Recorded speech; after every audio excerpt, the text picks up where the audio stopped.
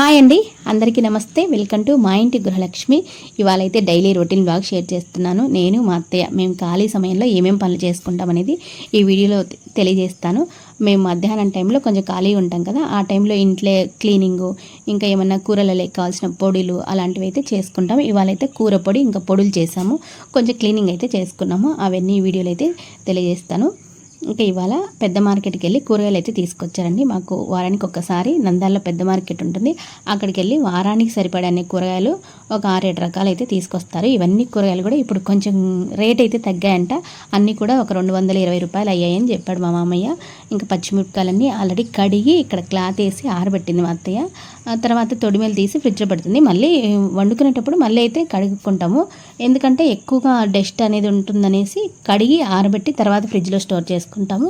ఇంకా కొన్ని మరీ కడిగితే పాడైపోతాయి అనుకున్నాయి కడగము, క్లాత్ వేసి తుడిచేసి ఫ్రిడ్జ్లో పెట్టేసుకుంటాం.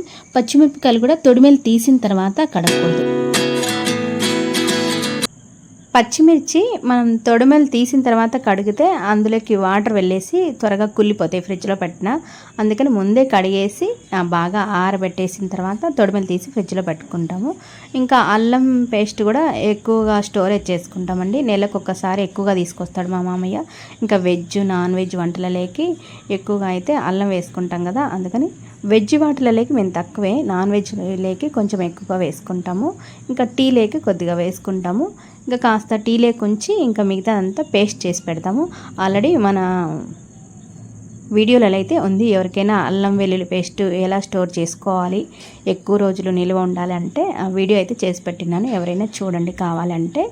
ఇంకా బయట దొరికేది అల్లం పేస్ట్ వెల్లుల్లి పేస్ట్ కల్తీ కదా, అందుకని ఇంట్లో చేసుకోవటం బెటర్ కదా.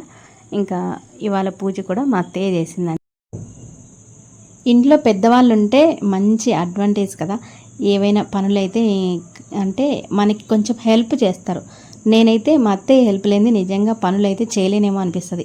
ఎప్పుడన్నా మా అత్తయ్య ఎక్కడికన్నా వెళ్తే ఆ రోజు మా వారు అంటుంటాడు, ఈరోజు హడావుడి పడుతున్నావు పనులు చేయటానికి అని అంటాడు.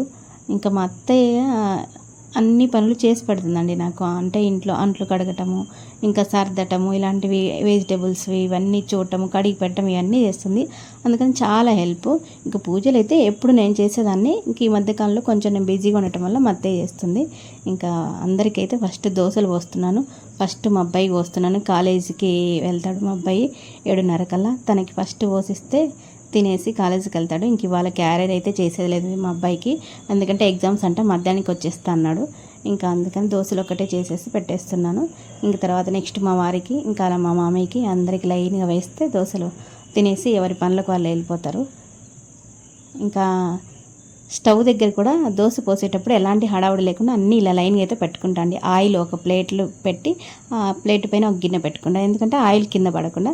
ఇంకా మనకి చెలాక్ అంటారు కదా, అది కూడా ఆ గెరిటె కూడా అలా స్టవ్ పైన పెట్టకుండా, అంటే స్టవ్ నీట్గా ఉండాలన్నమాట. ఏ పని చేసినా స్టవ్ నీట్గా ఉంటే మళ్ళీ మనకి డబల్ పని లేకుండా ఉంటుంది. అందుకని అన్ని సెటప్ అలా పెట్టేసుకుంటాను నేను. ఇంకా రొట్టె చేసేటప్పుడు ఒక్కసారి ఇంకా అది అసలు కుదరదు, ఇంకా పొడిపిండి అవి అనేది కొంచెం పడుతూనే ఉంటాయి. రొట్టె చేసేటప్పుడు మాత్రం కొంచెం ఎక్కువగా పొడిపిండి అలా పడుతుంది. ఇంకా దోశలు 2 వేసాను మా అబ్బాయికి. చట్నీ కూడా ఇవాళ దోశల చట్నీ కాదు, మామూలుగా పచ్చిమిరపకాయలు టమాటాలు ఒక ఆనియన్ వేసి అన్నంలోకి కూడా ఉపయోగపడేటట్టు చట్నీ వేసాను. కొంచెం నెయ్యి వేస్తున్నాను, ఎందుకంటే ఈ చట్నీలోకి కొద్దిగా నెయ్యి వేసిస్తే పిల్లలు బాగా తింటారు. ఇంకా పని అంతా అయిపోయిన తర్వాత కిచెన్ అంతా నీట్గా ఎక్కడెక్కడ సర్దేసి నీట్గా పెట్టేశాము. ఇంక ఇప్పుడు కొంచెం అన్ని పొడులు చేసుకుందాం అనుకున్నాం ఇవాళ. అంటే కర్రీస్లోకి ఇంకా ఏమన్నా కావాల్సిన కొబ్బరి పొడి, ధనియాల పొడి ఇలాంటివన్నీ ఉంటాయి కదా, అవన్నీ మనం ఖాళీ సమయంలో చేసి పెట్టుకుంటే వంట అనేది హడావుడి లేకుండా అయిపోతుంది. అప్పటికప్పుడు పొడి పట్టుకోవాలి అంటే హడావుడి, ఒక్కొక్కసారి కరెంట్ ఉండకపోవచ్చు, అలాంటివన్నీ జరుగుతాయి కదా. అందుకని ఇదైతే కూర పొడి అండి. కూర పొడికి 1 గ్లాసు శనగబాళ్ళు, గ్లాస్ కన్నా సగము మినపప్పు, చాయపప్పు అంటారు గుండు పప్పు, అది తీసుకున్నాను. 1 గ్లాసు ధనియాలు, కొన్ని 1 స్పూనున్నర మెంతులు, 1 స్పూన్ జీలకర్ర, 1 స్పూను బియ్యము, ఒక 20 వరకు కరివేపాకు ఆకులు తీసుకున్నాను. కరివేపాకు కొంచెం ఎక్కువ వేసుకున్నా బాగానే ఉంటుంది. ఇవన్నీ కూడా అసలు సిమ్లో పెట్టుకొని వేయించుకుంటే మనకి చాలా అంటే చాలా బాగా వస్తుంది ఈ పొడి టేస్ట్. మనం హైలో పెట్టుకున్నాం అనుకో అవి మాడిపోతాయి, టేస్ట్ కూడా సరిగ్గా ఉండదు. అందుకని మా అత్తయ్యకి వేపమంటే వేపుతుంది. ఇలాంటివి ఏవి వేపాలన్నా మా అత్తయ్య వేపుతుంది. సాంబార్ పొడికి కానీ రసం పొడికి కానీ ఇవన్నీ అన్నీ లైన్గా వేపి ఒక్కొక్క ప్లేట్లో పోస్తుంది. ఇంకా వీడియో తీయటానికి కూడా నాకు కూడా ట్రైపాడ్ ఇరిగిపోయింది. అది తీయటానికి చేత కావట్లేదు నేనే వంట చేసేటప్పుడు. అందుకని ఇంకా మా అత్తయ్య హెల్ప్ తీసుకొని ఇవాళైతే వీడియో షేర్ చేస్తున్నా అండి. మళ్ళీ కొత్త ట్రైపాడ్ కొనేంతవరకు కొన్ని మా అత్తయ్య చేత అలా చేపిస్తూ నేనైతే వీడియో తీసుకుందాం అనుకున్నాను. ఇంకా నేనే వీడియో తీసుకుంటూ ఇవి చెయ్యాలి అంటే నాకు అసలు కాని పని. ట్రైపాడ్ లేనిది అసలు ముందుగానే మనకి హెల్ప్ లేనిది ఏ వంట అయినా మనం యూట్యూబ్ కోసం అయితే మనిషి ఎవరో ఒకరు తీస్తుంటే బాగుంటుంది. కానీ అలా హెల్ప్ లేనప్పుడు కష్టమవుతుంది. అందుకని నేను మా అత్తయ్య హెల్ప్ ద్వారా ఇలా అయితే నాకు తెలిసిన వంటలు మేము చేసుకునేవన్నీ ఇలా అయితే షేర్ చేస్తాను. అన్నీ ఇంకా లైన్గా వేయిస్తున్నా అండి. ఫస్ట్ శనగపాలు, తర్వాత మినపప్పు, ధనియాలు వేయించిన తర్వాత కొద్దిగా బియ్యం అయితే వేసాము, మెంతులు కూడా వేసాము. బియ్యం ఎక్కువ వేగకూడదండి. లాస్ట్లో పెన్నం ఆఫ్ చేసేటప్పుడు జీలకర్ర వేసాము. ఎందుకంటే జీలకర్ర ఎక్కువగా వేగిందంటే చేదు వచ్చేస్తుంది. అందుకని జీలకర్ర ఎక్కువగా వేగాల్సిన పని లేదు. ఇంకా కరివేపాకు కూడా అసలు పెన్నం వేడికే వేడైపోతాయి. అంటే మనం కొంచెం ఎండు తింటే కనుక వేసుకుంటే బాగానే ఉంటుంది. ఇది కొంచెం పొడిగా అయిందండి ఆల్రెడీ. ఆ పొడిగా అయింది. ఆ పెన్నం హీట్కి వేడైపోతుంది. అది కూడా ఇందులో వేసి అన్నీ కొంచెం చల్లారిన తర్వాత పొడి చేసుకుంటే కూర పొడి అంటాం మేము. ఇది కూరలలో గ్రేవీ కర్రీలలో ఎక్కువ వేసుకుంటాము. ఇంక ఇదైతే ధనాల పొడి సపరేట్గా, ధనాలు, చెక్క, లవంగా అవి వేసి కొంచెం వేగిన తర్వాత పక్కన పెట్టేసినాను. ఇంక ఇవి కూర పొడివన్నీ మిక్సీ పట్టుకుంటున్నాను. ఆల్రెడీ ఇందులో పసుపు అయితే మార్నింగ్ పసుపు లేదని పసుపు అయితే ఫస్ట్ పట్టేశానండి. ఆ గిన్నెని కడగకుండా. అలాగే ఇంకా మిగతా అయితే పొడులన్నీ పట్టుకుంటున్నాను.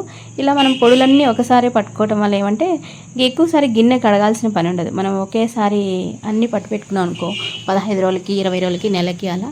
మేమైతే దాదాపు 20 రోజులకి సరిపడే అన్నీ అయితే పొడిలు పెట్టుకుంటాను. గిన్నె కూడా ఇంకా మనం ఎక్కువగా కడిగి అంట్లన్నీ ఎక్కువ పట్టడం అలాంటిది ఉండదు కదా. ఒకే రోజు అన్ని పనులన్నీ అయిపోతాయి. తర్వాత కొబ్బరి పొడి అయితే పట్టుకున్నాము. తర్వాత పుట్నాల పప్పుల పొడి, తర్వాత ధనియాల పొడి అయితే పట్టాను. ఇంకా ఇప్పుడు నేనైతే అన్ని పొడులన్నీ మిక్సీ పట్టుకుంటున్నాను. మా అత్తయ్య అయితే ఇంకా కొత్తలో మేము అపార్ట్మెంట్కి వచ్చిన కొత్తలో అయితే దంచి పెట్టేది. ఫస్ట్ నుంచి కూడా ఆమె ఖాళీ సమయంలో కొబ్బరి పొడి, ధనియాల పొడి అవన్నీ అయితే దంచి పెట్టేది. ఇంకా రాను వద్దులే అని నేనైతే అన్నీ మిక్సీ పట్టుకుంటున్నాను.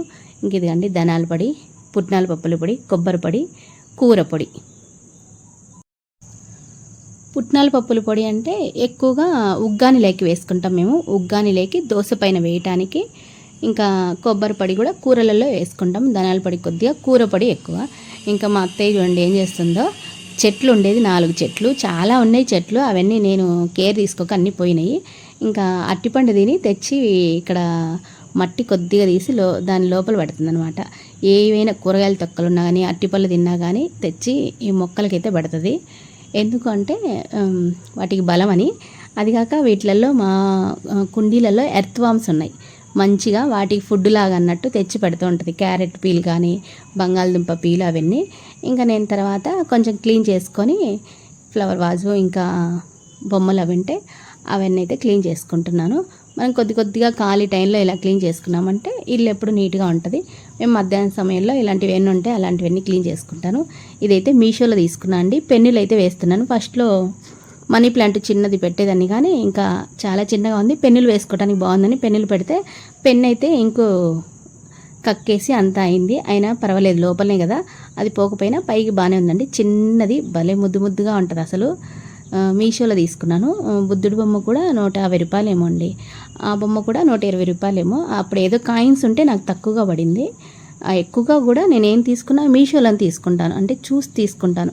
మనకి కింద కామెంట్స్ పెడతారు కదా, అక్కడ రేటింగు అది మంచిగా ఉంటే తీసుకుంటాను. ఎప్పుడైనా ఆఫర్ ఉన్నా నాకు అందులో ఏమైనా కాయిన్స్ వస్తాయి, ఆ కాయిన్స్ అవి యూజ్ చేసుకుంటానికి అలా అయితే తీసుకుంటాను. నెలకు ఒక్కసారి అయినా కానీ మీషోలో ఏదో ఒకటి ఆర్డర్ పెడుతూ ఉంటాను.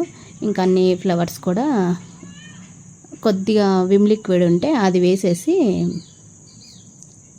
కొంచెంసేపు అలా అనేసి తీసేస్తున్నా అండి వాటర్లో. ఎక్కువసేపు నానబెట్టేస్తే ఇంక ఇవి పాడైపోతాయి కదని ఎక్కువసేపు నానబెట్టేది. కొంచెం డస్ట్ అయితే ఉంది. ఇంకా ఎలాగో న్యూ ఇయర్ వస్తుంది కదా, అందుకని ఇండ్లంతా కొంచెం అయితే క్లీన్ చేస్తున్నాను. న్యూ ఇయర్ అనే కాదు, మనం ఎప్పుడు పండగ అన్నట్టు ఖాళీ సమయంలో ఏదో ఒకటి క్లీన్ చేసుకుంటూ ఉంటే ఇల్లు అనేది ఎప్పుడూ నీట్గా ఉంటుంది.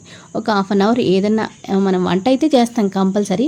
ఇల్లు క్లీనింగ్ అంటే మనం డైలీ రొటీన్గా చేసే ఇల్లు ఊడ్చడం తుడచడం అంతవరకు చేస్తాం. కానీ పైన క్లీన్ చేసేది ఉంటుంది కదా, అవన్నీ ఎక్కువగా చెయ్యము. అలాంటివి ఏదైనా రోజుకు ఒక అర్ధగంట చేసుకుంటే ఇల్లు ఎప్పుడూ నీట్గా ఉంటుంది. ఇంక ఇదైతే ఫ్రూట్స్ మనకి చిన్న చిన్న పురుగులు వస్తాయి కదా, అది పెట్టుకొని కానీ ఇదైతే కొన్నాను. మాకు ఎక్కువగా ఇటు సైడ్ ఖాళీ ప్లేస్ ఉంటుంది కాబట్టి ఫ్రూట్స్ తెచ్చామంటే చిన్న చిన్న అవి అయితే వస్తుంటాయి పురుగులు. అందుకోసం ఏదైతే పెడతాను ఫ్రూట్స్ పైన అది కొంచెం డస్ట్ పడింటే ఎక్కువగా టేబుల్ మీద పెడతాను. ఇది డస్ట్ పడింటే అది కూడా క్లీన్ చేసి అయితే పెడుతున్నాను. తర్వాత ఇంకా మెయిన్గా అసలు మనం వారానికి ఒకసారైనా చేయాల్సిన పని దువ్వెనలు క్లీన్ చేసుకోవటం. తలస్నానం అయితే వారానికి 2 సార్లు అలా చేసుకుంటాం, కానీ దువ్వెనలు క్లీన్ చేసుకోవాలంటే కొంచెం కష్టమై పోస్ట్పోన్ చేస్తుంటాం కదా. ఇదైతే కంపల్సరీ అండి. ఎందుకంటే మనకి ఒకసారి మనం తలస్నానం చేసినా అంతకుముందు ఉన్నది ఏదైనా డస్ట్ ఉంటే దువ్వెనకి కానీ ఏదైనా డాండ్రఫ్ ఉన్నా మళ్ళీ మనకి తలలోకి వచ్చేస్తుంది. అందుకని క్లీన్ చేసి పెట్టుకుంటే ఏదైనా డాండ్రఫ్ ఉన్నా అది పోతుంది. ఇంకా మేమైతే ఎవరి దువ్వెనలు వాళ్ళయే. ఇంకెందుకు బయటికి వెళ్ళే వాళ్ళకి ఎక్కువ దుమ్ము పడుతుంటుంది కదా, అందుకని ఎవరి దాళ్ళే పెట్టేస్తాను. ఇంకా బొమ్మలన్నీ ఇంకా ఇలా బయట పక్క ఆరబెట్టేశాను. ఇవి ఆరిన తర్వాత లోపల పెట్టేస్తానండి. చూడండి దువ్వెనలు ఎంత కొత్తగా నీట్గా ఉన్నాయో. మనం ఏదైనా పని కొంచెం ఓపిక చేసి చేసుకుంటే ఖాళీ టైంలో ఇల్లు ఎప్పుడు కూడా నీట్గా అయితే ఉంటుంది. నేనైతే అలానే చేసుకుంటాను, పండగనే కాదు.